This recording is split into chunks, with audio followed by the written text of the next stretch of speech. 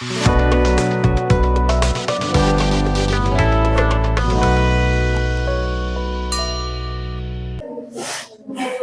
हो गया। हम लोग देख लो कि पीरियोडिक टेबल में प्रेजेंट 116, 17, 118 एलिमेंट के आसपास है। तो वो 118 एलिमेंट को कुछ फिजिकल और केमिकल पैरामीटर्स के अकॉर्डिंग 3 ग्रुप में क्लासिफाई किए गए हैं, मेटल और नॉन मेटल और एक metal white. Metal, non metal और मेटल वाइट। मेन तो दो ग्रुप है, मेटल और नॉन मेटल। तो पैरामीटर्स में मतलब आदमी देख लिया कि अगर फिजिकल केमिकल प्रॉपर्टी ऐसा होगा तो इसको मेटल बोलेंगे, वैसा होगा तो नॉन मेटल बोलेंगे। मेटलॉइड्स वो एलिमेंट्स हैं जिसके पास कुछ प्रॉपर्टी मेटल्स का और कुछ प्रॉपर्टी नॉन मेटल्स का होता है। ऐसा भी नहीं है कि उसका मेटल का सारा प्रॉपर्टी भी होगा और नॉन मेटल का सारा प्रॉपर्टी होगा। कुछ कुछ प्रॉपर्टी मेटल का होगा उसमें और कुछ कुछ प्रॉपर्टी नॉन मेटल का। तो उन सबको बोलते हैं हम लोग मेटलॉइड्स। उसका संख्या ज्यादा नहीं है, 5-7 हुआ है। तो यहां से हम लोग देखे लो कि टोटल जितना भी एलिमेंट्स नोन है,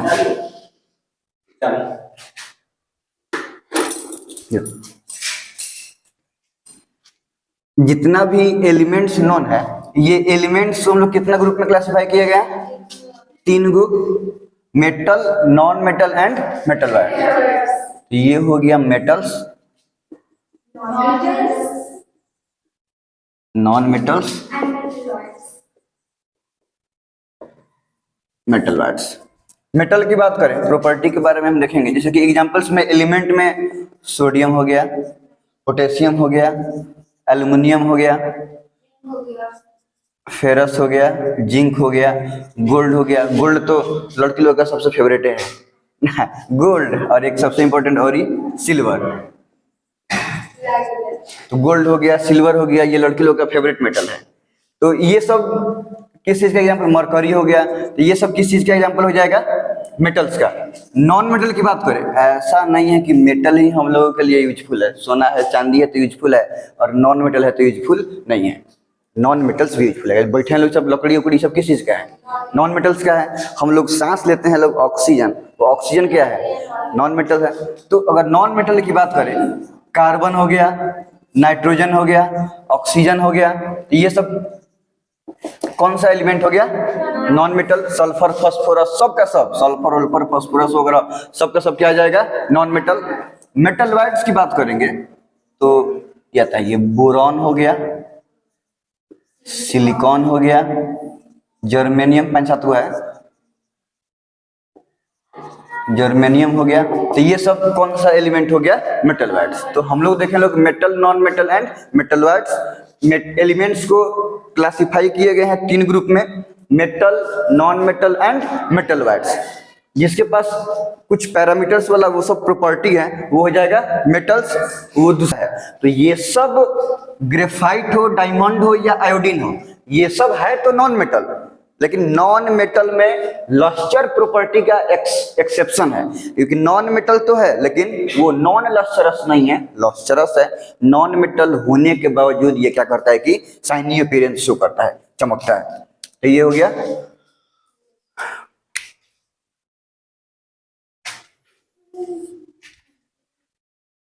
चलो दूसरी प्रॉपर्टी देखते हैं, सोनरस। देखो, हाँ, किसी भी ऑब्जेक्ट को जब बीट करें तो रिंगिंग साउंड प्रोड्यूस करें। तो किसी भी ऑब्जेक्ट के पास अगर रिंगिंग साउंड प्रोड्यूस करने का एलिजिबिलिटी है तो वो एलिमेंट को हम बोलेंगे कि क्या है कि सोनरस है, मतलब उसके पास सोनोरिटी प्रॉपर्टी है।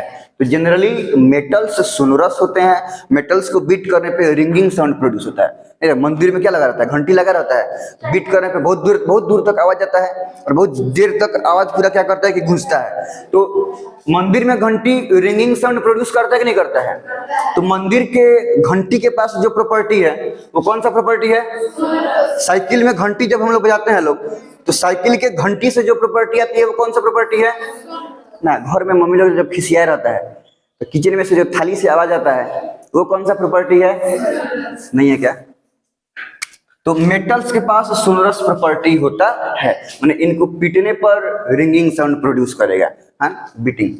नॉन मेटल्स के पास सोनरस प्रॉपर्टी नहीं होगा, मतलब नॉन मेटल्स को पीटो तो ऐसा नहीं है कि साउंड प्रोड्यूस नहीं करेगा, साउंड प्रोड्यूस करेगा, लेकिन एक बार करेगा, रिंगिंग साउंड प्रोड्यूस नहीं करेगा। साउंड तो दोनों प्रोड्यूस करेगा, समझ में आ रहा है कि नहीं आ रहा है, लेकिन सोनोरिटी प्रॉपर्टी मेटल्स के पास है, मैंने मेटल्स रिंगिंग साउंड प्रोड्यूस करेगा और non metal ringing sound produce नहीं करेगा।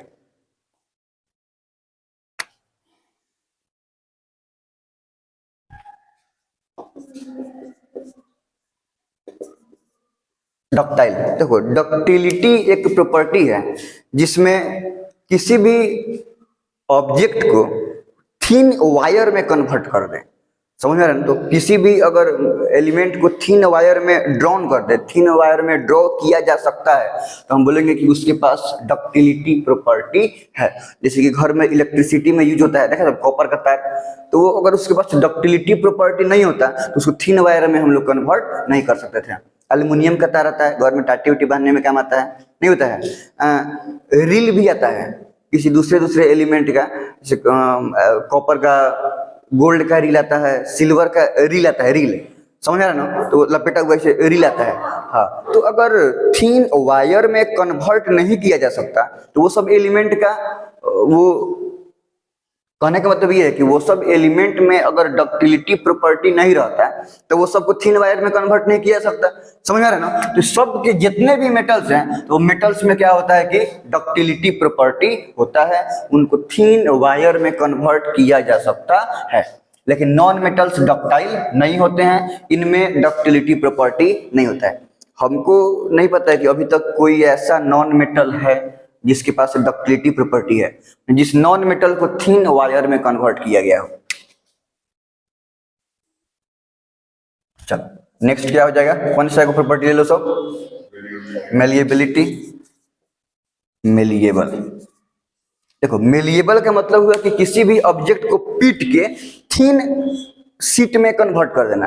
देखो घर में आता है प्लाई भी होता है, तो प्लाई भी बहुत पतला होता है, लकड़ी का जो प्लाई होता है, तो वो मेलिएबिलिटी प्रॉपर्टी से थिन शीट में नहीं बना है, उसको काट के हम क्या किए हैं कि छील के, काट के, चास के हम थिन शीट में क्या किए हैं कि उसको हम कन्वर्ट किए हैं, समझ में रहा ना। तो वो मेलिएबिलिटी प्रॉपर्टी में नहीं आएगा। मेलिएबिलिटी का मतलब हुआ कि किसी भी ऑब्जेक्ट को पीट के, गर्म कर दिए, थूर दिए, पीट के थिन शीट में कन्वर्ट कर देना, कौन सा प्रॉपर्टी में आएगा, मेलिएबिलिटी में। और मेटल्स क्या होते हैं कि मेलिएबल होते हैं।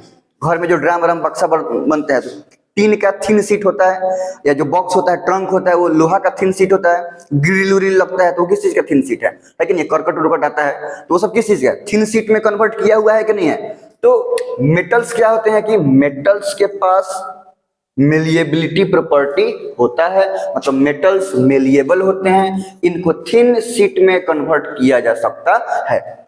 नॉन मेटल की बात करें तो नॉन मेटल मेलिएबल नहीं होंगे, उसको थूरोगे कूटोगे तो टूट जाएगा, पीटने पर क्या होगा कि ब्रिटल है, टूट जाएगा, लेकिन वो थिन शीट में कन्वर्ट नहीं होगा। तो नॉन मेटल्स मेलिएबल नहीं होते हैं, मेटल्स मेलिएबल होते हैं, इनको पीट के थिन शीट में कन्वर्ट किया जा सकता है। आपको ये प्रॉपर्टी बोलो, मेल्टिंग पॉइंट, बॉइलिंग पॉइंट। चलो कंडक्टर है, देख लो कंडक्टर। देखो कंडक्टर में भी दो कंडक्टर होता है, एगो हीट का कंडक्टर और दूसरा इलेक्ट्रिसिटी का कंडक्टर, दोनों अलग अलग चीज है। एगो हीट का कंडक्टर और दूसरा इलेक्ट्रिसिटी का। तो मेटल्स कंडक्टर होते हैं, हीट का भी और इलेक्ट्रिसिटी का भी, समझ रहे हो। मतलब मेटल्स के पास कंडक्टिविटी है हीट के लिए भी और इलेक्ट्रिसिटी के लिए। क्योंकि हीट एनर्जी या इलेक्ट्रिकल एनर्जी एक एंड से दूसरे एंड पास करता है फ्री इलेक्ट्रॉन्स के थ्रू, फ्री चार्ज के थ्रू। कौन, वैसे तो ऐसा थोड़े कि नॉन मेटल्स में इलेक्ट्रॉन नहीं है। क्या कार्बन नॉन मेटल है तो कार्बन के पास इलेक्ट्रॉन है कि नहीं है। कोई भी इसमें से नॉन मेटल्स में से अगर हम एग्जांपल ले लेंगे, ऑक्सीजन के पास इलेक्ट्रॉन है कि नहीं है। तो इलेक्ट्रॉन तो मेटल के पास भी है और नॉन मेटल के पास भी है, लेकिन एनर्जी पास उस ऑब्जेक्ट से करेगा जिसके पास फ्री इलेक्ट्रॉन है। तो जनरली इलेक्ट्रॉन दोनों के पास होता है, लेकिन मेटल्स के पास फ्री इलेक्ट्रॉन होगा, नॉन मेटल्स के पास फ्री इलेक्ट्रॉन नहीं होगा। समझ में आ रहा है कि नहीं आ रहा है। तो इसलिए मेटल्स कंडक्टर होते हैं हीट और इलेक्ट्रिसिटी का, और नॉन मेटल हीट और इलेक्ट्रिसिटी का कंडक्टर नहीं होते हैं। कंडक्टिविटी हीट या इलेक्ट्रिसिटी का कंडक्टिविटी कहने का तो हुआ कि अगर हम इस यहाँ पे हीट एनर्जी दें तो ये हीट एनर्जी इस इंड से ट्रांसफर होकर इस इंड तक आ जाए, तब ना हम बोलेंगे कि ये ऑब्जेक्ट इलेक्ट्रिसिटी को, और हम इलेक्ट्रिसिटी एग्जाम्पल में लेके चलते हैं तो अगर हम यहाँ पे करंट सटाएंगे तो करंट यहाँ पे छूने पे भी करंट मारे। तो अगर ये इंड, ये ऑब्जेक्ट परमिशन दिया है कि इस इंड से होकर करंट इधर से होकर यहाँ तक आ जाए, तब ना करंट यहाँ से यहाँ तक आ गया है। समझ में रखने रहा है। तो कंडक्टिविटी का मतलब ये हुआ कि हीट या इलेक्ट्रिसिटी अगर एक इंड को दें तो इस ऑब्जेक्ट से होके एक इंड से दूसरे इंड पर आ जाए, ठीक है। इसीलिए अगर कोई मेटल है, अगर यहाँ करंट आ रहा है तो नहीं छुएगा तो यहाँ पर भी करंट मारेगा, क्योंकि ये कंडक्टर है, ये अलाउ करेगा इलेक्ट्रिसिटी को अपने से होके पास करने के लिए, ठीक है। चाहे घर में खाना ना बनता है तो छलनी कढ़ाई में छूट जाएगा, तो नीचे वाला पार्ट तो कढ़ाई में है, तो वो अगर गर्म होगा तो बाद में अगर छुएगा तो हाथ जल जाएगा, तो क्या करना पड़ता है, कपड़ा से लपेट के तब उसको पकड़ना पड़ता है। में जनरली आदमी सब्जी चला के नीचे रख अलग अलग नीचे रख देता है। तो क्या हुआ, इसको हम कढ़ाई में रखें तो ये वाला पार्ट तो हीट के कांटेक्ट में है, तो यहाँ पे तो गर्मी होकर करेगा, लेकिन मेटल होने के चलते ये हीट क्या हुआ है कि इससे कंडक्ट होकर इस एंड पे आ गया है, और फिर जब छुए तो क्या हुआ है कि जल गया है।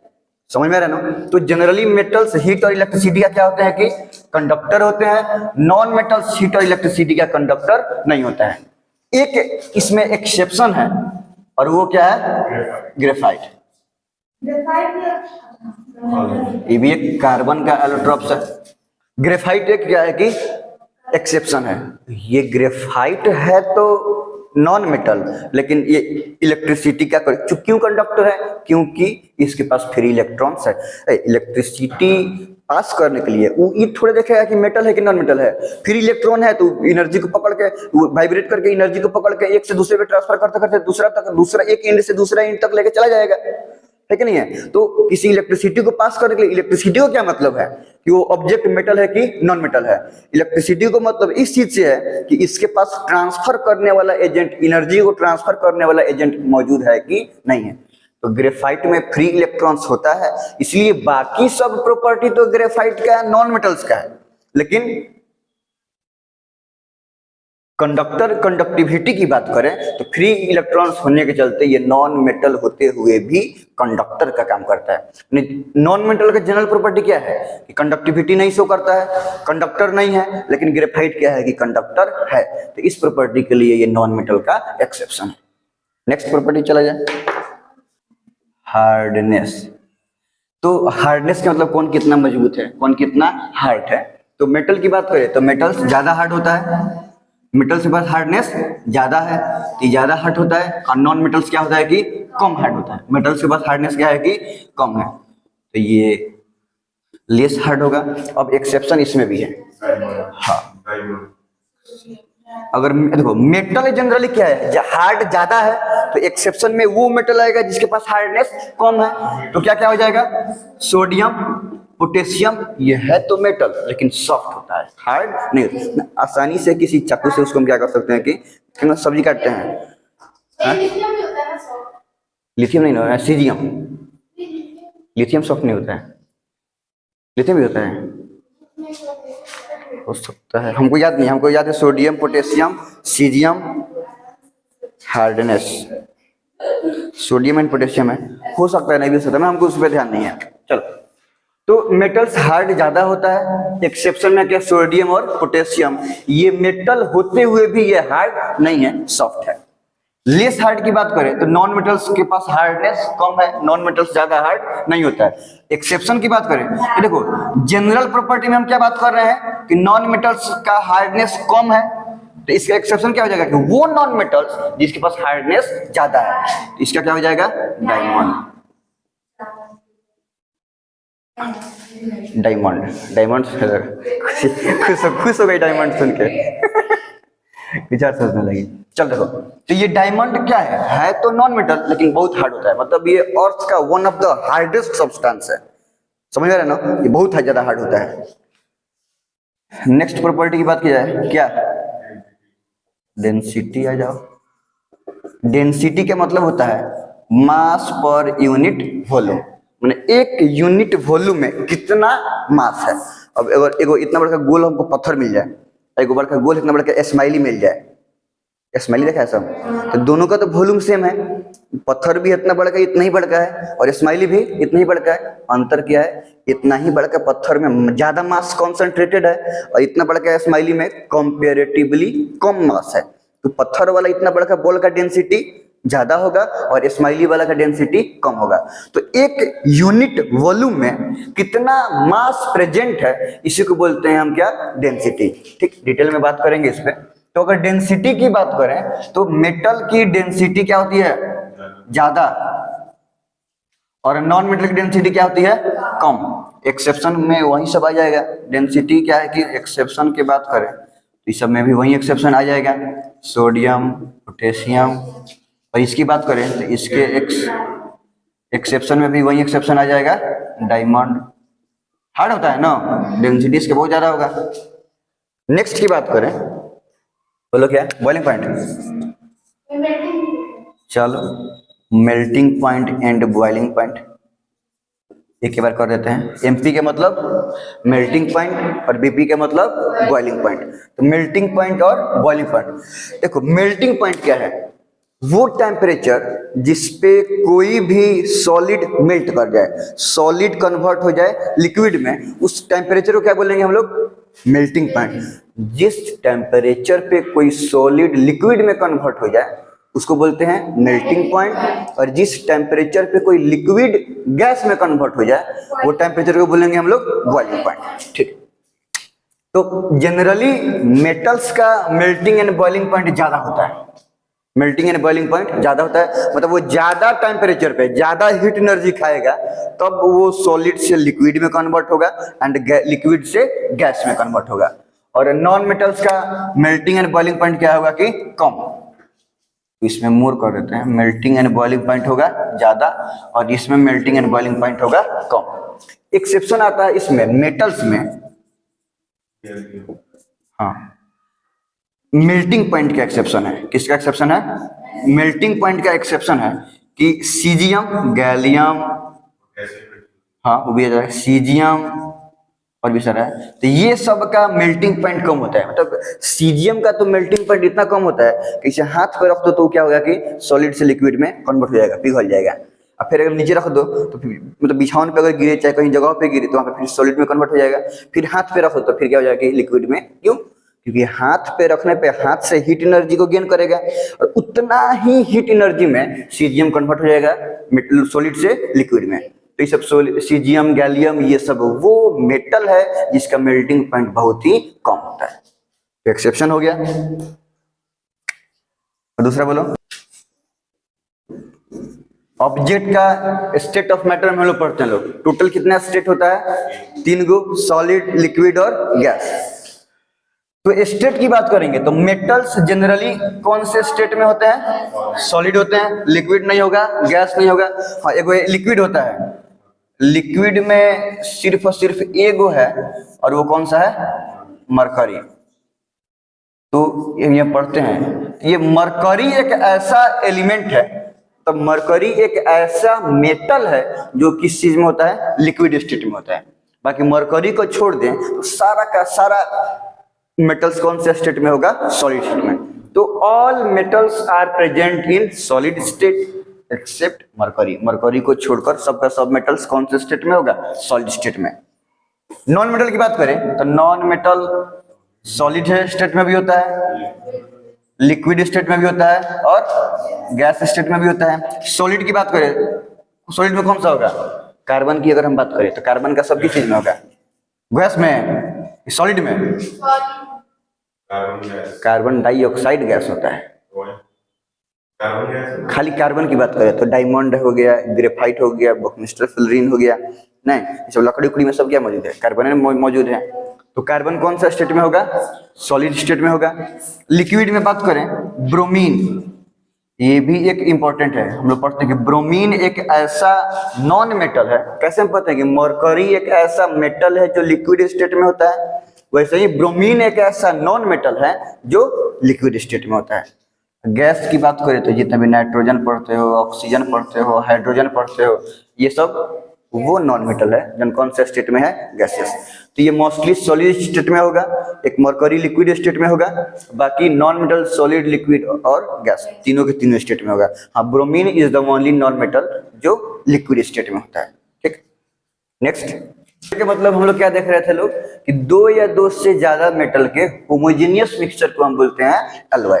और एलॉय में जो दो या दो से ज्यादा मेटल होता है वो फिक्स्ड प्रोपोर्शन में होता है। उन्हीं मेटल्स के अगर प्रोपोर्शन बदल दें तो फिर एलॉय भी बदल जाएगा। समझ में आ रहा ना? मतलब जितना परसेंट में 2 3 4 जय मेटल का एलॉय बना है उतना ही परसेंट में लेंगे तभी वो एलॉय बनेगा। अगर प्रोपोर्शन चेंज कर देंगे तो एलॉय तो बनेगा लेकिन अब वो दूसरा एलॉय बनेगा। तो एलॉय में दो या दो से ज्यादा मेटल का होमोजेनियस मिक्सचर फिक्स्ड प्रोपोर्शन में होता है। ठीक है, तो ये हो गया एलॉय। मेटल्स के पास ये प्रॉपर्टी होता है कि वो एलॉय फॉर्मेशन करता है। मेटल्स के पास एलॉय फॉर्मेशन करने का प्रॉपर्टी होता है, तो ये एलॉय को फॉर्म कर सकता है। नॉन मेटल्स एलॉय का फॉर्मेशन नहीं करता है। नॉन मेटल्स के पास एलॉय फॉर्मेशन करने का प्रॉपर्टी नहीं है। ये एलॉय सबसे फेमस एग्जांपल है मेटल्स का ब्रास। ब्रास बनता है किस किस चीज से? जिंक से और कॉपर से। ये फेमस एग्जांपल है। जैसे ब्रास को जिंक और कॉपर के होमोजेनियस मिक्सचर से फॉर्मेशन किया जाता है, तो जिंक और कॉपर को मिलाकर क्या बनता है? ब्रास। तो एक फेमस एग्जांपल है। ये एक्सेप्शन नहीं है, एग्जांपल। समझ आ रहा है ना? ये ब्रास एक एग्जांपल हो गया मेटल्स के एलॉय का। जिंक से बना है और कॉपर से बना है। चलो, chemical properties of metals. Metals generally electrons का डोनर होते हैं। चूंकि मेटल्स के पास प्रेजेंट है एक्स्ट्रा इलेक्ट्रॉन, उनका ऑक्टेट तो पूरा रहेगा। ऑक्टेट पूरा होने के बाद 1 2 3 गो इलेक्ट्रॉन एक्स्ट्रा होता है, तो वो अपने एक्स्ट्रा इलेक्ट्रॉन को डोनेट करके कंपाउंड का फॉर्मेशन करेंगे, स्टेबल हो जाएंगे। तो मेटल्स अपने स्टेबिलिटी के लिए इलेक्ट्रॉन्स को क्या करते हैं कि डोनेट कर देते हैं। तो मेटल्स जनरली इलेक्ट्रॉन्स का क्या होते हैं? डोनर होते हैं। Metals are generally donor of electrons. Metal generally electron का डोनर्स होते हैं। फॉर एग्जांपल में अगर हम सोडियम की बात करें, चाहे मैग्नीशियम की बात करें, ठीक है, तो देखो सोडियम के पास एटॉमिक नंबर कितना है? 11। तो अगर इसका इलेक्ट्रॉनिक कॉन्फ़िगरेशन लिखेंगे तो क्या हो जाएगा? 2 8 1। तो KLM इसका वैलेंस शेल हो गया M, और इसमें एक इलेक्ट्रॉन प्रेजेंट है, मैंने सोडियम का वैलेंस इलेक्ट्रॉन हो गया 1। तो अब इसको ऑक्टेट पूरा करने के लिए 7 गो इलेक्ट्रॉन को लेगा या 1 गो इलेक्ट्रॉन को क्या करेगा कि लूज कर देगा। तो ऑक्टेट पूरा करने के लिए कौन आसान लग रहा है? 7 गो इलेक्ट्रॉन को लेना या 1 इलेक्ट्रॉन को देना? 1 को देना। तो ये वाला काम नहीं करेगा। तो जब 1 इलेक्ट्रॉन को ये लूज कर देगा, 1 इलेक्ट्रॉन को लूज कर देगा। अभी इस कंडीशन में सोडियम के पास, सोडियम का एटॉमिक नंबर 11 है। तो 11 एटॉमिक नंबर का मतलब क्या होगा कि 11 गो इलेक्ट्रॉन एंड 11 गो प्रोटॉन, यही हुआ ना। अब ये न्यूट्रल है, तो चूंकि न्यूट्रल है और एटॉमिक नंबर 11 माने 11 गो प्रोटॉन, और न्यूट्रल होने के लिए जितना प्रोटॉन उतना ही इलेक्ट्रॉन। तो 11 प्रोटॉन तो 11 इलेक्ट्रॉन। अब जब ये ऑक्टेट पूरा करने के लिए 1 इलेक्ट्रॉन को क्या करेगा कि लूज कर देगा। 1 इलेक्ट्रॉन को लूज करने के बाद इसका ऑक्टेट क्या हो गया? 2 8। तो ये तो यहां से स्टेबल हो गया। क्या हो गया? स्टेबल हो गया। लेकिन अब यहां पे ये सोडियम 11 जो अभी न्यूट्रल था, अब 1 इलेक्ट्रॉन निकल गया है। तो 1 इलेक्ट्रॉन निकल गया, तो अब 11 इलेक्ट्रॉन से कितना इलेक्ट्रॉन हो गया? तो 1 इलेक्ट्रॉन के निकलने के बाद ये 11 इलेक्ट्रॉन में से 1 इलेक्ट्रॉन निकल गया, तो कितना इलेक्ट्रॉन बचा? 10। अब एटम का देखो 10 इलेक्ट्रॉन 10 प्रोटॉन को क्या कर देगा?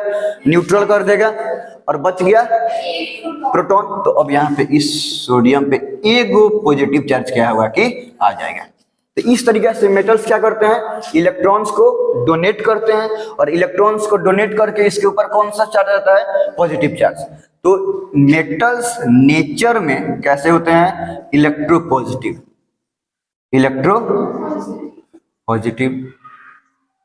तो मेटल्स जनरली नेचर में इलेक्ट्रोपॉजिटिव होते हैं। अगर हम कोई दूसरा एग्जांपल मैग्नीशियम का एग्जांपल देख लें, तो मैग्नीशियम में कितना था? 12। तो इलेक्ट्रॉनिक 2 8 2, इसका इलेक्ट्रॉनिक कॉन्फ़िगरेशन हो गया 2 8 2। अब 6 को लेगा या 2 को देगा? 2 को देगा। 2 को देने के बाद जब ये 2 को इलेक्ट्रॉन को लूज कर देगा तब तो ये 2 8 हो गया। अब ये 2 8 हो गया तो ये कैसा हो गया? स्टेबल, क्योंकि आउटर मोस्ट में 8 इलेक्ट्रॉन कंप्लीट हो गया। लेकिन 2 इलेक्ट्रॉन देने के बाद ये जो मैग्नीशियम न्यूट्रल था, मैग्नीशियम कैसा था? न्यूट्रल। अब 2 इलेक्ट्रॉन तो इसमें से निकल गया है, तो मैग्नीशियम माने 12 को प्रोटॉन, 12 को प्रोटॉन और 12 को, जब इसमें से 2 इलेक्ट्रॉन निकल जाएगा तो कितना इलेक्ट्रॉन बच गया? अब 10 इलेक्ट्रॉन 10 प्रोटॉन को न्यूट्रलाइज करेगा, बच गया एक्स्ट्रा, तो 2 प्रोटॉन का 2 पॉजिटिव चार्ज क्या होगा कि इस पे अपीयर हो जाएगा। तो ये क्या किया? ये मैग्नीशियम आयन में कन्वर्ट हो गया, तो इसके पास भी पॉजिटिव आयन आया कि नहीं है? तो ये भी नेचर में कैसा होगा? इलेक्ट्रो पॉजिटिव, इलेक्ट्रो पॉजिटिव, ठीक है। और अगर वैलेंसी की बात करें, ध्यान से बात समझो, तो अगर हम किसकी बात करें, मेटल्स के वैलेंसी की बात करें, तो देखो तो आउटर मोस्ट में इतना तो पता चल गया कि मेटल्स डोनर है। तो डोनर है माने आउटर मोस्ट में या तो 1 गो रहे या 2 गो रहे या 3 गो रहे, तभी ना डोनेट करेगा। अगर 4 गो रहता तो 4 गो इलेक्ट्रॉन को डोनेट तो कर नहीं सकता है, कर सकता है क्या? तो 4 गो नहीं रहेगा, तो कितना रहेगा? 1 गो 2 गो या 3 गो। तो फिलहाल एक बात हम लोग यहां से जाने कि मेटल्स के पास वैलेंस इलेक्ट्रॉन कितना हो सकता है? 1 गो या 2 गो या 3 गो। इसके पास वैलेंस इलेक्ट्रॉन 1 गो हो सकता है, 2 गो हो सकता है या 3 गो हो सकता है। और मेटल्स क्या करेगा? इलेक्ट्रॉन को डोनेट करेगा ना। जब इलेक्ट्रॉन को डोनेट करेगा तो इसकी वैलेंसी कितनी हो सकती है? 1 गो है, 1 गो को डोनेट कर दिया तो 1, अगर 2 गो है, 2 गो को डोनेट कर दिया तो वैलेंसी 2, 3 गो है, 3 गो को डोनेट कर दिया तो वैलेंसी 3। और नेचर में कैसा होगा? इलेक्ट्रो पॉजिटिव करेगा। दूसरा प्रॉपर्टी कि मेटल्स ऑक्सीजन के साथ रिएक्शन करेगा तो क्या बनाएगा? Metal oxide. और मेटल ऑक्साइड नेचर में कैसा होता है? बेसिक। तो मेटल ऑक्साइड नेचर में जनरली बेसिक होता है। सोडियम ऑक्सीजन से रिएक्शन किया तो सोडियम ऑक्साइड, कैल्शियम ऑक्सीजन से रिएक्शन किया तो कैल्शियम ऑक्साइड। हम तो अब तक इतना देख लिए कि मेटल ऑक्साइड नेचर में कैसा होता है? बेसिक। लेकिन कुछ मेटल ऑक्साइड है जैसे एल्युमिनियम ऑक्साइड, जिंक ऑक्साइड, इसका एसिडिक बिहेवियर भी होता है और इसके पास बेसिक बिहेवियर भी है। मतलब क्या है कि कहीं कहीं यही ऑक्साइड एसिडिक बिहेवियर भी शो करेगा और कहीं कहीं बेसिक बिहेवियर। अगर ये किसी एसिड से रिएक्शन करके सॉल्ट बना रहा है, इसका बिहेवियर कैसा होगा? बेसिक। और ये किसी एसिड से किसी बेस से रिएक्शन करके सॉल्ट बना रहा है, मतलब इसका रिएक्शन बिहेवियर क्या होगा? समझ में आ रहा है? एसिडिक। तो ये ही ऑक्साइड कंपाउंड एसिडिक बिहेवियर भी शो करेगा और बेसिक भी। तो जो oxides of metal acidic behaviour भी शो करता है और बेसिक बिहेवियर भी शो करता है, उसको बोलते हैं amphoteric oxide. Amphoteric oxide, amphi का मतलब होता है बोथ, माने दोनों बिहेवियर को शो करेगा। ठीक है। मेटल H2O से रिएक्शन करेगा तो मेटल हाइड्रोक्साइड बनाएगा, और मेटल ऑक्साइड के जैसा मेटल हाइड्रोक्साइड भी बेसिक नेचर का होता है। ठीक है। सोडियम वाटर से रिएक्शन करेगा तो सोडियम हाइड्रोक्साइड, कैल्शियम वाटर से रिएक्शन करेगा तो कैल्शियम हाइड्रोक्साइड। हालांकि डिटेल में पूरी बात है कि कौन, जैसे कि वाटर में तो कौन कोल्ड वाटर से रिएक्शन करेगा, कौन हॉट वाटर से रिएक्शन करेगा, कौन हॉट वाटर से भी रिएक्शन करेगा, सिर्फ स्टीम से रिएक्शन करेगा, वाटर वेपर से रिएक्शन करेगा। तो खैर ये पूरा डिटेल में आता है। मेटल एसिड से रिएक्शन करता है तो ये बनाता है सॉल्ट, और एसिड बेस्ड एंड सॉल्ट में हम लोग पढ़ते हैं लोग। तो सॉल्ट के प्रिपरेशन में कि मेटल एसिड से रिएक्शन करेगा तो सॉल्ट बनाएगा, और हाइड्रोजन गैस क्या होगा कि इवॉल्व होगा। सोडियम, हाँ, हाइड्रोजन गैस के इवोल्यूशन को पॉप साउंड से हम लोग देखते हैं, डिटेक्ट करते हैं। सोडियम HCl से रिएक्शन किया तो NaCl बना है, यहाँ पर भी हाइड्रोजन गैस मिलेगा। जिंक HCl से रिएक्शन किया है तो जिंक क्लोराइड बनाया है, हाइड्रोजन गैस। यहाँ पे क्या हो रहा है? सिंगल डिस्प्लेसमेंट हो रहा है कि नहीं हो रहा है? सोडियम हाइड्रोजन को डिस्प्लेस कर दिया और सोडियम क्लोरीन के साथ सोडियम क्लोराइड बना लिया और हाइड्रोजन गैस इवॉल्व हो गया। यही हो रहा है ना। यहाँ पे देखो तो कॉपर HCl से रिएक्शन कर रहा है तो कॉपर क्लोराइड नहीं बनेगा, क्योंकि रिएक्टिविटी सीरीज में कॉपर का रिएक्टिविटी हाइड्रोजन से कम होता है। जब हाइड्रोजन से कम होगा तो क्या ये इसको रिप्लेस कर पाएगा? नहीं, तो कॉपर हाइड्रोजन को रिप्लेस नहीं कर पाएगा तो रिएक्शन नहीं होगा। मेटल बेस के साथ जनरली रिएक्शन नहीं करेगा, लेकिन एक्सेप्शन में है कि जिंक सोडियम हाइड्रोक्साइड से रिएक्शन करेगा। ये एग्जांपल नहीं है, एक्सेप्शन। मेटल जनरली बेस से रिएक्शन नहीं करता है, जिंक सोडियम हाइड्रोक्साइड से रिएक्शन करेगा तो सोडियम जिंकेट बनाएगा, ये भी सॉल्ट ही है, और हाइड्रोजन गैस क्या होगा कि इवॉल्व होगा। ठीक है, केमिकल प्रॉपर्टीज ऑफ बात नहीं कर। कल हम लोग पढ़े थे केमिकल प्रॉपर्टीज ऑफ मेटल्स के बारे में कि मेटल ऑक्सीजन से रिएक्शन करेगा तो मेटेलिक ऑक्साइड बनाएगा, मेटल एसिड से रिएक्शन करेगा तो सॉल्ट बनाएगा, हाइड्रोजन गैस इवॉल्व होगा। मेटल H2O से वाटर से रिएक्शन करेगा तो मेटल हाइड्रोक्साइड बनाएगा। तो ऐसा करके मेटल का रिएक्शन हाइड्रोजन से करेगा तो हाइड्राइड बनाएगा, समझ में आ रहा है ना। क्लोरीन से करेगा तो मेटल क्लोराइड बनाएगा। तो मेटल का रिएक्शन डिफरेंट डिफरेंट एलिमेंट के साथ हम लोग देखे थे लोग। अब हम लोग देखना है लोग कि नॉन मेटल्स का रिएक्शन दूसरे दूसरे एलिमेंट से, कि नॉन मेटल्स किसी दूसरे एलिमेंट से कंपाउंड से रिएक्शन करता है तो कैसे बिहेव करता है। तो सबसे पहला वाला है कि नॉन मेटल ऑक्सीजन से रिएक्शन करेगा तो क्या बनेगा? Non metallic oxide. Metal metallic oxide बनाता था, non metal non metallic oxide बनाएगा। अंतर ये है कि मेटेलिक ऑक्साइड का नेचर क्या होता था? बेसिक, और नॉन मेटेलिक ऑक्साइड का नेचर क्या होगा? एसिडिक। नॉन मेटेलिक ऑक्साइड बनाएगा जिसका नेचर क्या होता है? एसिडिक। जैसे कि सल्फर ऑक्सीजन से रिएक्शन करेगा तो सल्फर डाइऑक्साइड बनाया। कार्बन एक्सेस ऑक्सीजन से, मैंने ऑक्सीजन का सफिशिएंट अमाउंट में है ना, ऑक्सीजन अगर कार्बन सफिशिएंट अमाउंट में ऑक्सीजन से रिएक्शन कर रहा है तो क्या बनाएगा? Carbon dioxide. और अगर ऑक्सीजन का अमाउंट कम है, इनसफिशिएंट अमाउंट है, तो कार्बन ऑक्सीजन से रिएक्शन करेगा तो क्या बनाएगा? Carbon monoxide. नाइट्रोजन ऑक्सीजन से करेगा तो नाइट्रोजन डाइऑक्साइड बनाएगा। देखो बात यहाँ पे ये है कि ये तो भले हम लोग पढ़ते हैं लोग कि non metallic oxide generally properties में एसिडिक होता है, लेकिन ये सब एक्सेप्शन है। Carbon dioxide, sorry, carbon monoxide, nitrogen dioxide, nitrogen monoxide, ये सब नॉन मेटेलिक ऑक्साइड तो है। ये कार्बन नाइट्रोजन तो नॉन ही मेटल है ना, तो ये carbon dioxide, nitrogen monoxide, nitrogen dioxide, ये सब नॉन मेटेलिक ऑक्साइड तो है, लेकिन ये नेचर में एसिडिक नहीं है, ये नेचर में कैसा है? न्यूट्रल। तो ये तीनों क्या होता है कि नॉन मेटेलिक ऑक्साइड का एक्सेप्शन है। उसके बाद नॉन मेटल H2O से रिएक्शन करेगा, वाटर से रिएक्शन करेगा तो कुछ नहीं बनेगा, मतलब नॉन मेटल वाटर से रिएक्शन नहीं करेगा।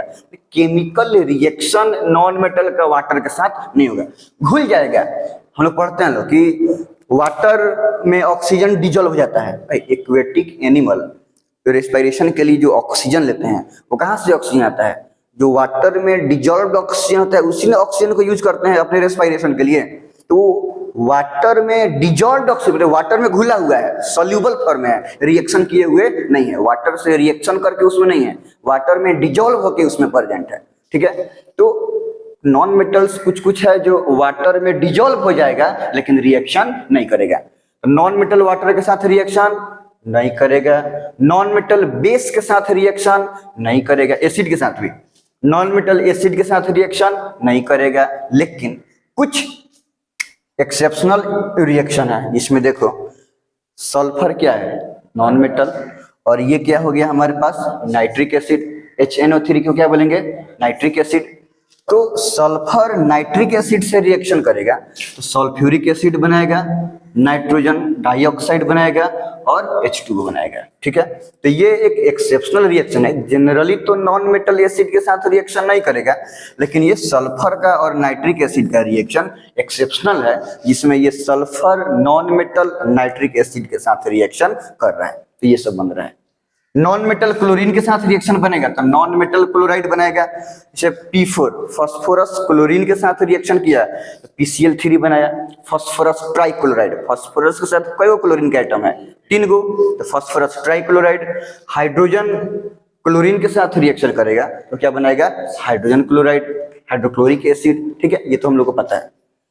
नेक्स्ट नंबर है कि नॉन मेटल का रिएक्शन हाइड्रोजन के साथ मेटल, सब मेटल ना, कुछ कुछ मेटल हाइड्रोजन के साथ रिएक्शन करता है तो मेटल हाइड्राइड बनाएगा। कैसे था, लिथियम हाइड्राइड, तो मेटल हाइड्राइड हुआ कि नहीं। यहाँ पे नॉन मेटल हाइड्रोजन से रिएक्शन करेगा तो नॉन मेटल हाइड्राइड बनाएगा। जैसे सल्फर हाइड्रोजन से रिएक्शन करेगा, हाइड्रोजन सल्फाइड बनाया। नाइट्रोजन H2 से रिएक्शन किया, अमोनिया बना। और अमोनिया के रिलीज को कैसे पता चलता है, कैरेक्टरिस्टिक्स पंजेंट स्मेल से। पंजेंट स्मेल से बहुत अनप्लीजेंट स्मेल होता है, तो वो स्मेल से पता चलता है कि अमोनिया गैस क्या हुआ है कि इवॉल्व हुआ है। तो ये कुछ प्रॉपर्टी हो गया किसका, नॉन मेटल्स का। बात समझो, occurrence of metal. Occurrence of metal का मतलब मेटल किस स्टेट में नेचर में मिलता है। मतलब ऐसा नहीं कि जैसे कि हम लोग बोलते हैं कि कहीं पे सोना का खदान है, कहीं पे सोना का गोल्ड का माइनिंग हो रहा है, तो हम कहीं गए गोल्ड पड़ा हुआ उठा के पैकेट बना लिए। इतना भी आसानी नहीं है। कहीं पे डायमंड का माइन है तो गए डायमंड मिल गया, चमक चमक रहा है, उठा के पैकेट में रख लिए। इतना भी आसान नहीं है। अगर कॉपर का ओर बोले या बोले कि एल्युमिनियम का ओर है तो वहीं गए वहाँ पे एल्युमिनियम है, एक टोकरी में एल्युमिनियम उठा ले घर पे जाकर।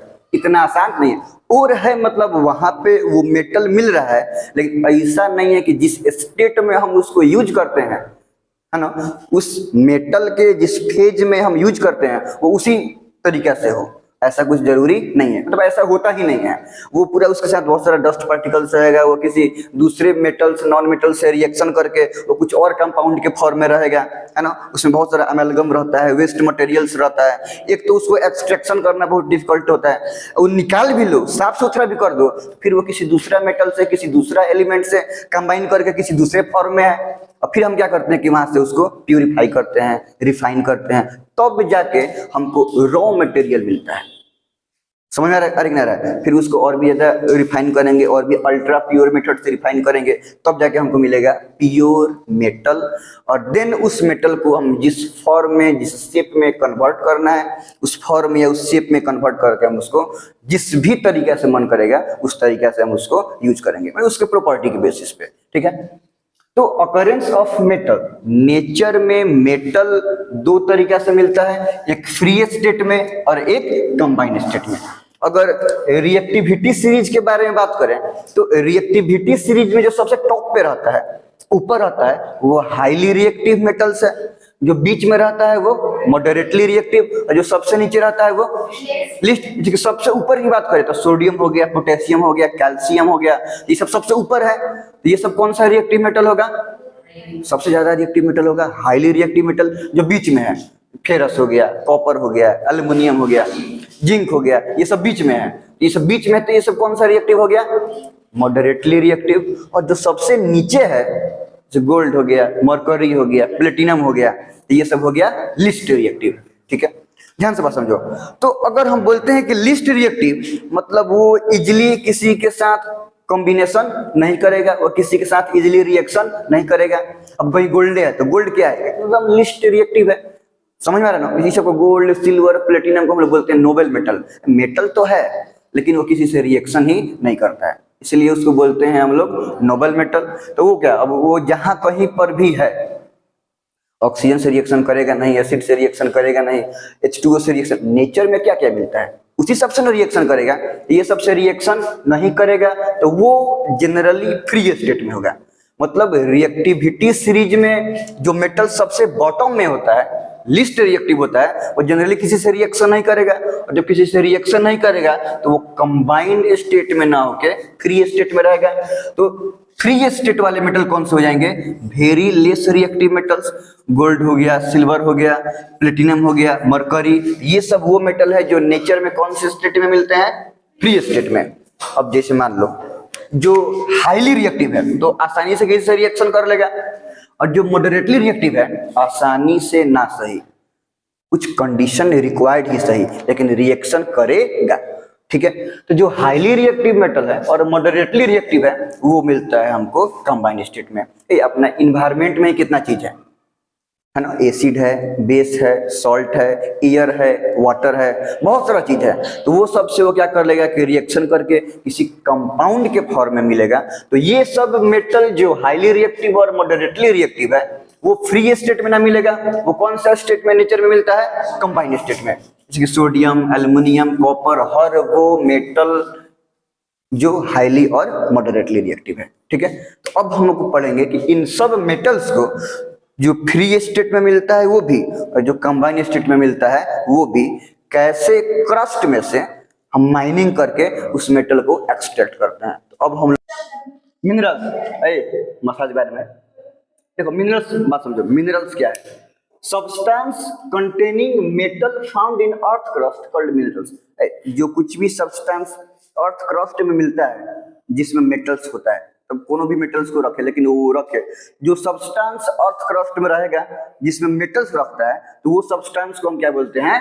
मिनरल्स। जैसे कि कुछ मिनरल्स का नाम है टिंकल, टिंकल जो कौन सा मेटल को रखेगा? सोडियम को। डोलोमाइट नाम सुना है सबने, कौन सा मेटल को रखेगा? मैग्नीशियम को। चैल्कोपाइराइट कॉपर को। बॉक्साइट अल्युमिनियम को। क्ले भी अल्युमिनियम का ओर है, और पाइरोलूसाइट भी मैग्नीशियम का ओर है। समझ में आ रहा है ना? तो ये सब वो सब्सटेंस है जो प्रेजेंट है, और भी सारा बहुत सारा और होता है। तो ये सब वो सब्सटेंस है जो अर्थ क्रस्ट में प्रेजेंट है, और उसमें क्या प्रेजेंट रहता है? मेटल्स। इसीलिए इन सब सब्सटेंस को हम क्या बोलेंगे? मिनरल्स। ये सब सब्सटेंस क्या हो गया? मिनरल्स। ठीक, अब देखो ओर क्या है। मिनरल्स और ओर में कोई बहुत ज्यादा डिफरेंस नहीं है, हम मिनरल्स को ही ओर बोलते हैं, बस कुछ कंडीशन रिक्वायर्ड होता है। देखो, the minerals from which metals can be extracted on a commercial state. सबसे इंपॉर्टेंट बात यह है कि on a commercial state called ore. माने उस मिनरल्स, देखो वैसे तो सब मिनरल्स को मिनरल्स बोलेंगे, लेकिन उस मिनरल्स को ओर बोलेंगे जिस मिनरल से हम मेटल को एक्सट्रैक्ट करें तो हमको बेनिफिट हो, घाटा नहीं हो। तो कमर्शियल स्टेट पे माने बेनिफिट पे किसी भी मिनरल से हमको मेटल्स मिलता है, तो उस मिनरल्स को हम क्या बोलेंगे? ओर। और जिस मिनरल से वैसे मेटल तो सबका सब मिनरल से मिलेगा। इस क्या चैल्कोपाइराइट से अगर हम एक्सट्रैक्ट करें तो कॉपर निकलेगा कि नहीं निकलेगा? बॉक्साइट से क्या निकलेगा? एल्युमिनियम। क्ले से क्या निकलेगा? एल्युमिनियम। पाइरोलूसाइट से क्या निकलेगा? तो वैसे किसी भी मिनरल से अगर हम एक्सट्रैक्शन करें तो मेटल मिलेगा कि नहीं मिलेगा? लेकिन बात यहाँ पे ये है कि ऐसा जरूरी नहीं है कि सब के सब मिनरल से हम मेटल को निकालें तो वो हम लोग को फायदा हो। किसी किसी मतलब इतना कॉम्प्लेक्स प्रोसेस है कि किसी किसी मिनरल से हम मेटल निकालेंगे तो जितना रुपया का मेटल निकलेगा उससे ज्यादा रुपया उसमें से मेटल निकालने में खर्चा हो जाएगा, फिर निकालने से कोनो फायदा है? तो उस मिनरल्स को हम और नहीं बोलेंगे। और जिस मिनरल से हम निकाले तो कम पैसा में निकल गया और वो मेटल को बेचे, जितना पैसा में निकला उससे ज्यादा पैसा प्रॉफिट हुआ, तो सिर्फ प्रॉफिटेबल मिनरल्स को ही हम क्या बोलते हैं? और। लॉस देने वाला मिनरल्स को और नहीं बोलते हैं। इसलिए यहाँ पे बात समझो, जैसे कि यहाँ पे देखो बॉक्साइट भी मिनरल्स है, किसका? एल्युमिनियम का। क्ले भी मिनरल्स है, एल्युमिनियम का, है कि नहीं है? लेकिन बॉक्साइट को हम और बोलेंगे, बॉक्साइट को हम और बोलेंगे, लेकिन क्ले को हम और नहीं बोलेंगे। समझ गया?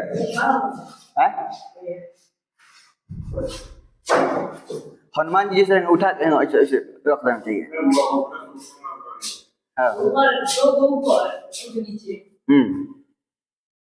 चलो बात समझो, हम क्या बोल रहे थे कि बॉक्साइट को हम, बॉक्साइट भी मिनरल है एल्युमिनियम का, और क्ले भी मिनरल्स है एल्युमिनियम का, लेकिन बॉक्साइट को और बोलेंगे लेकिन क्ले को और नहीं बोलेंगे। मिनरल्स तो दोनों है। क्यों? क्योंकि जब बॉक्साइट से एल्युमिनियम निकालते हैं तो कम पैसा में एल्युमिनियम निकल जाएगा, और बेचेंगे तो हमको ज्यादा पैसा मिलेगा। समझ में रहा है? और एल्युमिनियम को बेचने से जितना पैसा मिलता उससे ज्यादा पैसा लग जाता है क्ले से हम लोग को एल्युमिनियम को निकालने में। तो क्ले से एल्युमिनियम को निकालने में प्रॉफिट हो रहा है कि लॉस हो रहा है? निकालने में जितना पैसा लग रहा है उससे ज्यादा पैसा, उससे कम पैसा में एल्युमिनियम बिक रहा है, तो हमको लॉस हो रहा है। तो ये लॉस बियरिंग मिनरल्स को और नहीं बोलेंगे। वहीं बॉक्साइट से क्या होता है कि कम पैसा में निकल जा रहा है, ज्यादा पैसा में बिक जा रहा है, तो बॉक्साइट से एल्युमिनियम निकल गया, तो ये वाले बॉक्साइट को हम क्या बोलेंगे? और। तो और कोई खास चीज नहीं, और मिनरल्स को ही बोलते हैं, बस वो मिनरल्स जिससे हम लोग को प्रॉफिट होता है। जिस मिनरल से और निकाल के मार्केटिंग करें तो हम लोग को फायदा हो, बेनिफिट हो। अब बात समझो, और टाइप्स ऑफ ओर के अगर ore contain more amount of metals than impurities. Clay में क्या है? इम्प्योरिटी ज्यादा है और मेटल कम है। तो बहुत ज्यादा कॉम्प्लेक्स प्रोसेस से पैसा लगा के हम क्या करें कि जब निकालेंगे तो इतना बड़का है क्या मिनरल, हमसे थोड़ा सा निकला क्या मेटल्स, तो घाटा हुआ कि नहीं हुआ। लेकिन तो जो मिनरल्स होता है, सॉरी जो ओर होता है, वो ओर में क्या होता है, इम्प्योरिटीज कम, और जो मेटल हमको चाहिए वो रिक्वायर्ड मेटल का अमाउंट ज्यादा रहता है। वही बोल रहा है कि ore contain more amount of metals than impurities. देखो तो यहां से एक बात समझ में आया कि मिनरल्स ये भी, मिनरल्स ये भी, लेकिन ये और है, ये और नहीं है। समझ में आ रहा क्या है, मतलब ऑल ओर्स आर मिनरल, सब ओर तो कोनो कोनो मिनरल होगा, तो all ores are mineral but all minerals are not ore. सिर्फ प्रॉफिटेबल मिनरल ओर है, सब का सब मिनरल ओर नहीं है। अब ये कुछ एग्जांपल है ऑक्साइड में जो ऑक्सीजन के साथ है, समझ में आ रहा है ना, ये ऑक्साइड्स का और कौन कौन से मेटल्स के हैं, सल्फाइड का और कार्बोनेट का, सल्फेट का, हाइलाइट का, फॉस्फेट का, ये जो जो के साथ कंबाइंड स्टेट में मिल रहा है उसके हिसाब से वो ओर का नाम दिया हुआ है कि इस ओर में कौन कौन से मेटल्स होते हैं, इस ओर में कौन कौन से मेटल मिलते हैं, वो सब मेटलर्जी। ध्यान से इतना तो समझ में आ गया कि मिनरल से में मिलता है मेटल, कोई दिक्कत नहीं है ना। दूसरी बात ये कि वो मिनरल से हम निकालते हैं उस मेटल को, एक्सट्रैक्ट करते हैं। अब मिनरल्स में भी दो टाइप्स का है, एगो वो मिनरल्स जिससे मेटल को निकालेंगे तो फायदा होगा, और एगो वो मिनरल्स जिससे मेटल को निकालेंगे तो नुकसान होगा। तो फिर हम किसके ओर जाएंगे, प्रॉफिटेबल वाला की तरफ, और उसी को बोलते हैं ओर। तो मेटल को हम किससे ऑब्टेन करेंगे, ओर से। तो अब ओर से मेटल को एक्सट्रैक्ट करना, उसको रिफाइन करना उस हद तक जहां से हम लोग उसको अपने पर्पस के लिए यूज कर सकें, ये पूरा प्रोसेस को बोलते हैं हम लोग मेटलर्जी। तो देखो the process of extraction of metal from the ores, ore से मेटल को एक्सट्रैक्ट करने का process and refine it for our use called metallurgy. किसी भी ओर से मेटल को निकालने का प्रोसेस और उसको रिफाइन करके अपने यूजेबल बनाना, इसी प्रोसेस को बोलते हैं हम लोग मेटलर्जी। अब हम लोग देखेंगे प्रिंसिपल ऑफ मेटलर्जी, कैसे किसी भी मिनरल्स, कैसे किसी भी ओर से हम लोग मिनरल्स को एक्सट्रैक्ट कर रहे हैं। या मैग्नेटिक सेपरेशन से हम क्या करते हैं कि किसी भी डस्टेड ओर को फ्रेश ओर में कन्वर्ट कर देते हैं, मतलब एक्सटर्नल इम्प्यूरिटीज को हम खत्म कर देते हैं। तो हमको सबसे पहले अगर प्रोसेस बाय प्रोसेस अगर हम जाएं तो सबसे पहले मेरे पास क्या हो रहा है, कोई एक ओर प्रेजेंट है जो डस्टेड है, डस्टेड का मतलब उसमें बहुत सारा डस्ट लगा हुआ है। अब इसमें हम क्या करेंगे, इनरिचमेंट करेंगे, इनरिचमेंट को ही हम बोलते हैं ड्रेसिंग। तो हमको अब जो और मिलेगा, तो इनरिचमेंट करने के बाद इसका डस्ट खत्म हो जाएगा, इसमें का जितना भी स्लैग व्लैग वेस्ट मटेरियल लगा हुआ है वो सब क्या हो जाएगा कि खत्म हो जाएगा। तो अब यह हमारे पास फ्रेश और हो गया। कौन सा और बच गया, फ्रेश और। सेकेंड प्रोसेस है कि conversion of enriched ore. Enriched ore का मतलब फ्रेश ओर, जो ओर से डस्ट मटेरियल को हम क्या किए हैं कि निकाल दिए हैं। तो conversion of enriched ore into oxide of ore, और ऑक्साइड में कन्वर्ट कैसे करेंगे, ऑक्सीडेशन से। अब जब एगो बताएंगे तो फिर सबका नहीं बताएंगे, समझ में आ रहा है कि नहीं आ रहा है, तो बात है उसके लिए एक डिटेल क्लास चाहिए, तो डिटेल क्लास के लिए टाइम नहीं है। हाँ स्पेशली कोई होगा तो बैठा के पढ़ा देंगे, उसके लिए कोई दिक्कत नहीं, पारे पारी को सब पढ़ा देंगे। चल देखो तो हमारे पास क्या है, सेकंड नंबर क्या है, conversion of enriched ore into oxides of ore. अब ये ओर को कन्वर्ट करना है ओर ऑक्साइड में, और ओर को ओर ऑक्साइड में कन्वर्जन कब होगा, ऑक्सीडेशन से कि रिडक्शन से। ओर को ओर ऑक्साइड में कन्वर्ट करना है, माने उसमें ऑक्सीजन को ऐड करना है। तो ऑक्सीजन को ऐड करना क्या कहलाता है, ऑक्सीडेशन। मतलब अब ये ओर का हम करेंगे ऑक्सीडेशन, और ऑक्सीडेशन करने के लिए दो तरीका है, एगो रोस्टिंग और एगो कैल्सिनेशन। देखो अभी सिंपली इतना बता दे रहे हैं कि दोनों में एकदम बहुत हाई टेम्परेचर पे ऑक्सीजन ऐड करते हैं। अंतर बस ये है कि एगो में ऑक्सीजन, एक में सफिशिएंट अमाउंट के ऑक्सीजन के प्रेजेंस में, और एगो में ऑक्सीजन का प्रेजेंस सफिशिएंट नहीं रहता है, इनसफिशिएंट रहता है। तो अब हम क्या करेंगे कि जो फ्रेश ओर हमको मिला हुआ है इसको रोस्टिंग या कैल्सिनेशन से, मतलब ऑक्सीजन का प्रेजेंस ज्यादा हो या ऑक्सीजन का प्रेजेंस कम हो, स्ट्रांगली हिट करके हम ओर को कन्वर्ट करेंगे किसमें, ओर ऑक्साइड में। तो ओर मेरा कन्वर्ट हो जाएगा किसमें, ओर ऑक्साइड में। अब ओर ऑक्साइड में मतलब या तो हम इसको कैल्सिनेशन से करें या तो इसको हम लोग रोस्टिंग से करें। तो ओर कन्वर्ट हो गया किस चीज में, ओर ऑक्साइड में। अब ओर ऑक्साइड में से अब और ऑक्साइड में से अब बाकी देखो, ऑक्सीजन उससे रिएक्शन करेगा जो मेटल है, मेटल ही ना ऑक्सीजन से रिएक्शन करता है। नॉन मेटल ऑक्सीजन से रिएक्शन करेगा क्या? करेगा, नॉन मेटेलिक ऑक्साइड बनाएगा। लेकिन अभी हम यहाँ पे आएंगे मेटल्स के प्रॉपर्टीज पे, उसका भी एक बहुत बड़ा बात है। खैर अब बात समझो, अब और ऑक्साइड में से हम लोग क्या करेंगे कि बाकी कंपाउंड को छोड़कर और सिर्फ मेटल ऑक्साइड को निकालेंगे, ठीक है। तो अब यहाँ पे हम लोग करते हैं रिडक्शन। अब बहुत सारा रिडक्शन का तरीका है, बाय हीट या बाय केमिकल रिडक्शन या बाय इलेक्ट्रिसिटी, ठीक है। तो अब किसी भी प्रोसेस है, अब इस और ऑक्साइड से हम क्या अलग करेंगे? मेटल्स को, मेटल ऑक्साइड को। इसके बाद क्या करेंगे? अब हम यहाँ पे रिडक्शन करेंगे, और रिडक्शन करने के बाद मेटल ऑक्साइड से ऑक्सीजन निकल जाएगा, तो मेरे पास क्या बचेगा? मेटल। अब ये जो मेटल हमको मिला है, ये मेटल प्योर नहीं मिला है, ये मेटल के साथ बहुत सारा इम्प्योरिटीज प्रेजेंट है। मतलब मेटल तो मिला, लेकिन प्योर मेटल मिला कि इम्प्योर मेटल मिला? इम्प्योर मेटल मिला। तो अब इस इम्प्योर मेटल को हम क्या करेंगे? रिफाइनिंग। तो अब रिफाइनिंग करेंगे, तो रिफाइनिंग करने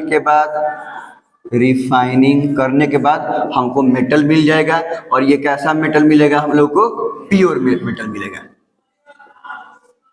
और हमको ऐसे करके क्या होता है कि प्योर मेटल ऑब्टेन होता है। बहुत तरीका है, लिक्वेशन, पोलिंग, क्यूपलेशन, वन आर्केल मेथड। जो ये मेथड है, ये डी नंबर और ये नंबर, इससे एकदम अल्ट्रा प्योर मेटल मिलता है। अल्ट्रा प्योर समझता है समझ में, एकदम बहुत कम परसेंटेज ऑफ इम्प्योरिटीज होगा उसमें।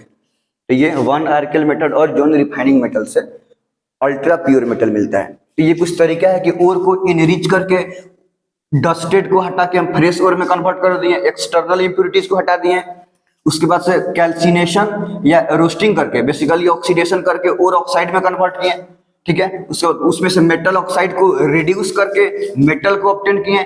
अब मेटल रहता है इम्प्योर, अब इस इम्प्योरिटीज को हटा दिए रिफाइनिंग करके, तो अभी हमको इम्प्योर मेटल से हम लोग को कौन सा मेटल मिल जाएगा? Pure metal. और इस तरह से करके हम लोग को किसी भी मिनरल से जिसमें मेटल प्रेजेंट है, वो मिनरल से हम लोग को प्योर मेटल मिल जाएगा। ये और क्या है? मिनरल ही है ना, प्रॉफिटेबल मिनरल है। तो इस मिनरल से हम लोग क्या होगा कि प्योर मेटल ऑब्टेन हो जाएगा। इस तरीके से हम क्या करते हैं कि किसी भी मिनरल से मेटल को एक्सट्रैक्ट करते हैं।